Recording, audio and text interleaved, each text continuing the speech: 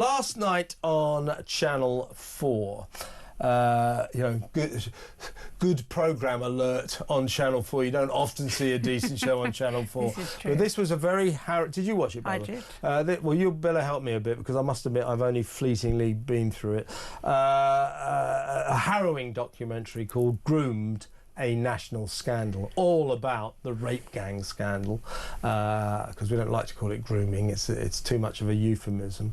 And we spoke to a rape gang victim last night, Ellie Reynolds, who's become a bit of a friend of the show, a great girl.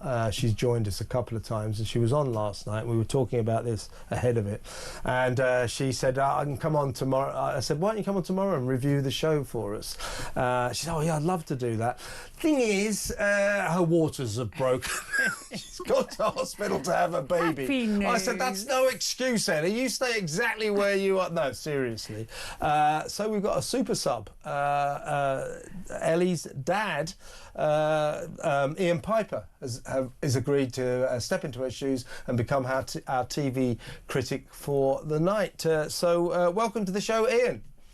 Thanks, mate. Thanks for having us at short notice. Now, before we get your views on that programme, you were sort of integrally involved in poor Ellie's ordeal, weren't you? Just to recap, I mean, she was sort of seconded into this grim world of rape. She was regularly raped for 5 years, had a terrible time, and she came from a good home. That's the point. So it could have happened to any girl. So you know all about it. And also, when you recently, didn't you, you and Ellie went or contacted Jess Phillips, the Women's Safety Minister, to see if you could get some action about what happened to your daughter. Remind us what happened. Well, I can answer it for you. The square root of sod all, right? Yeah, basically, there's an email trail going on, mate. You know, the thing with I'll just say it bluntly, with these governments, these establishments like your police, your social services and everything, they play the good old-fashioned game of carrot and stick. You know, they'll keep dangling a carrot in front of you to keep you quiet and appease you. And the minute you start saying, you know, well, nothing's happening, I'm going to start banging my drum, then they beat you with the stick. Yeah. And what happened to you? What happened to you, Ian, when you and Ellie contacted Jess Phillips, because this was back, I think back in January, if I'm right, that because there was talk there was talk of a local inquiry, and you wanted to put your case and everything. Anyway, Renee Hunderkamp's in the studio, by the way, so she'll be amused by this story. No reply whatsoever from the Women's Safety Minister until we interviewed Ellie 2 weeks ago, and guess what? The next day, Jess Phillips's office got in touch. How extraordinary! What a coincidence, eh, Ian? Oh, yeah. Well, I actually had a bet with Ellie and her mum after it came out. I said, give it 24 hours. I said, I bet we get an email. And I was sat at work. Yeah. And lo and behold, it only took 7.5 hours. 7 hours? That was. So these people. We got the email. Basically, I said, look, you know, you're the safeguarding minister. Start putting your money where your mouth is and start meeting with these people face to face. I hate the word victim. They're not victims. They're survivors of the most horrific crimes known to mankind. You know, and they're probably these. And I've always referred to them as kids because they've had their childhoods robbed from it. It's been stolen. Yeah. You know, and they're all grown women now, but you still refer to them as kids because they've been robbed and their futures have been robbed as well because they've got massive trust issues. And again, going back to just, oh yeah, we'd love to have a face-to-face meeting. And then they're giving you dates, which, you know, oh, can you come down at the end of the week and see us in Birmingham? I'm like, well, no, it's too short notice. You know, why don't you come up here? And I've even emailed this week saying, I don't want a Zoom meeting. I want you to sit in front of my daughter and explain to her face-to-face because Ian, in fairness to Jess Phillips, she's very busy cancelling local inquiries into the grooming gang scandal. You see what I mean? What was it like, just to get this story straight, because I think this happened to a lot of parents. You know, the victims, I know you don't like using this word, but the survivors, but when they were going through their ordeals, the techniques that these rapists, these rape gangs used, terrified people like Ellie, and they were terrified into a kind of silence. They didn't tell their parents, they didn't tell their teachers, because the rape gangs were threatening them with terrible consequences, not only for them but for their families as well. And also, when they did tell the police, nobody did anything. So why would they believe that's that another anyone aspect. would listen to them? That's another. Well, that happened as well. What was it like for you, Ian, when you finally found out the horrific truth? The day I found out, mate, it was like my heart had been ripped out. It really was. You don't expect that to happen to your own child. You watch it on the telly and you think, oh, you know, your heart goes out to these families. But to live it and breathe it, it turns your head and your whole world upside down. It really does. You put so many things into place. You know, we've all got trackers on our phones. We know where each other is. CCTV went up everywhere. The only way to beat these sort of people is by the book. And you put a bit of trust and faith in your police forces. And when Ellie, because Ellie, after about 5 years, I believe, she said enough is enough, and she went to the police, and they ended up arresting her, right?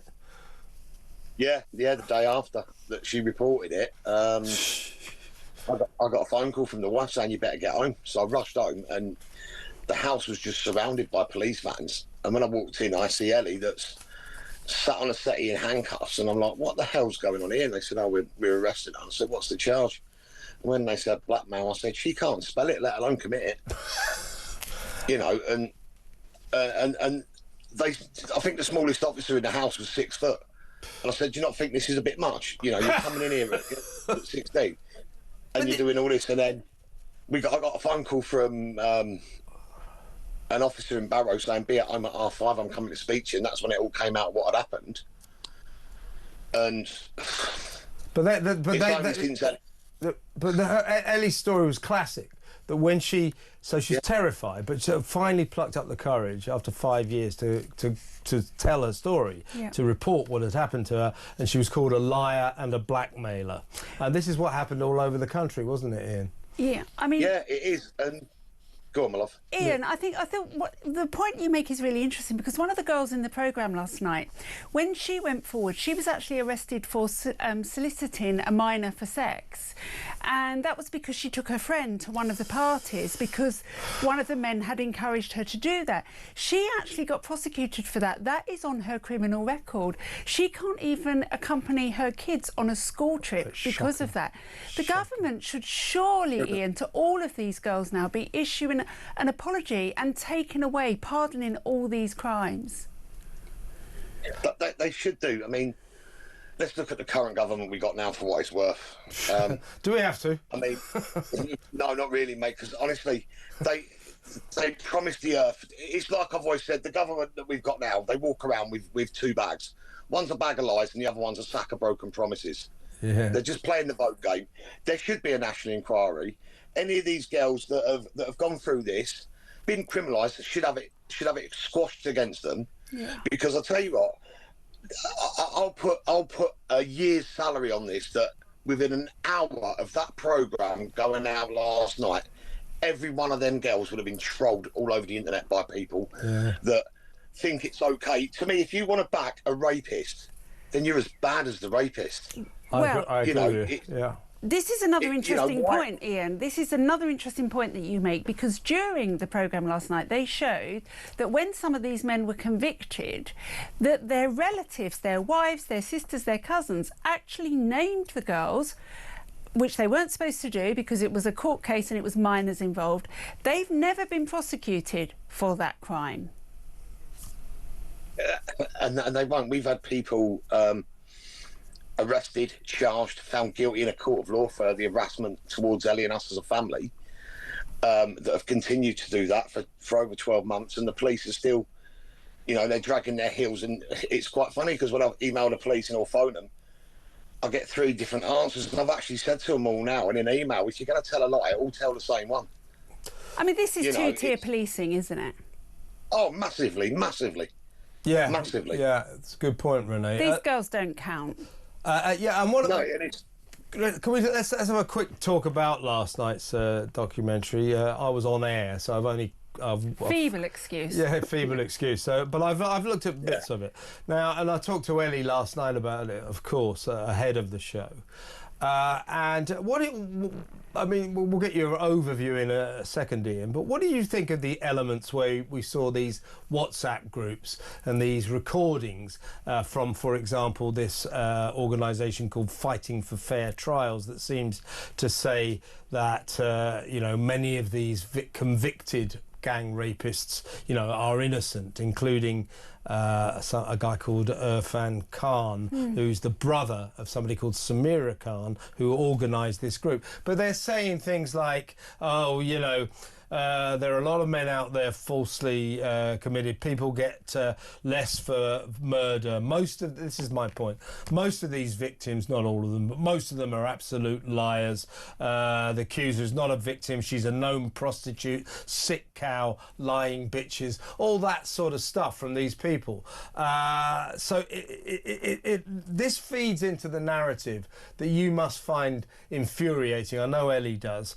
That somehow, because the suggestion, by the way, it's not a true suggestion, that all these girls, all these victims, 250,000 of them, by the way, were somehow or other young girls of loose morals, I'm not sure if you're allowed to say this word anymore on the air, but sluts, prostitutes, to undermine them and say, well, they deserved it. And what my point, Ian, is, look, I don't believe, I've spoken to Ellie, I've spoken to other victims, and none of them are anything like that. Actually, they come from good homes. No. But even if they were prostitutes, I regret to... A child can't be a prostitute. I regret to inform the gang rape members that it is still illegal to rape a prostitute. That's their narrative, isn't it? That it doesn't really matter. It's not much of a crime because these girls, they're council estate girls who, are just sleeping around easily. This must enrage you. It does, because where they're doing all this and saying, they're wrong. The judge was corrupt. This, that, and the other. What they seem to forget, these perpetrators' families, them men have gone in the dock and they've selected a jury of their peers that they've never met, and then the minute they get found guilty by a jury of their peers, the system's corrupt. Yeah, it's wrong. She's a prostitute. We had a man in our local town that was inboxing people, telling everyone that at 14 years old, Ellie was a prostitute. We went to the police with it, and it's a private conversation. We can't do anything about it. And I said, no. Read it again, and as much as everyone mocks Channel 4, I'm going to take my hat off to them because I am for once, Ian. I said, this is a rare moment, but there was a good programme on Channel 4 last night. Channel 4 really helped us. Okay, good for them. I mean, Ian, and the way these kids are treated. So what did you think of the programme generally, Ian? This is your chance to be a TV critic. No, hang on. My heart went out to them girls. It really did. Yeah. My heart went out to them girls. And again, you get Maggie Oliver doing as much work as she can to support these people. And anyone that tries to support these people, when it should be the flipping governments and the police that are supporting these girls. Yeah. Not Joe Public. It shouldn't take a TV programme to say it's still going on. Yeah. I mean, we're waiting for the trolling now that says, Ellie must know them girls because they're saying similar stuff to what Ellie did. Well, no, these girls don't know each other. No. And you're making a community of these survivors getting together to help each other. They're only helping each other. I couldn't, and I still to this day don't know fully what happened to my own daughter, and I don't want to know. No, I bet you don't. What did Ellie think of it? The programme herself. I mean, I I haven't really spoke to her today because she's got kind of other things on her mind at the moment. Yeah, it's like, oh, Dad, I'm going to the hospital. I was like, do you have to? Do you know, Ian, one of the things that I found quite amazing last night, and they didn't really put emphasis on it, but when they were putting up on the screen the things that social workers had written in the files of the girls, they quite often said, whoever it is, Ellie, Renee, you know, is putting themselves at risk of exploitation. As though it was the girl's that's fault. a good point. Yeah, exactly. It's an easy way to deflect. It's an easy way to deflect away from their failings. Yeah, exactly right. It's downgrade the survivor, the girl, try and criminalise the girl because the police are too scared to go at it on the basis of racism and things like that. Where there is no racism or religion or religious hate. When you rape, you rape. And I agree with what Kevin said last night.